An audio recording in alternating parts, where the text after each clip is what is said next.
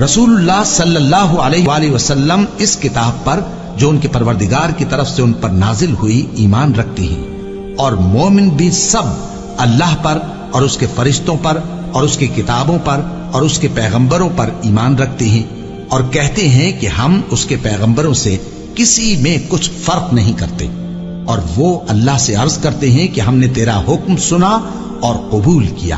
اے پروردگار، ہم تیری بخشش مانگتے ہیں اور تیری ہی طرف لوٹ کر جانا ہے۔ اللہ کسی شخص کو اس کی طاقت سے زیادہ کا ذمہ دار نہیں بناتا۔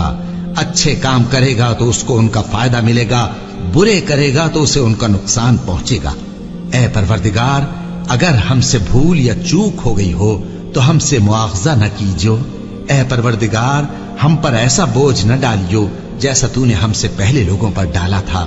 اے پروردگار، جتنا بوجھ اٹھانے کی ہم میں طاقت نہیں اتنا بوجھ ہم پر نہ رکھیو، اور اے پروردگار، ہمارے گناہوں سے درگزر کر اور ہمیں بخش دے اور ہم پر رحم فرما۔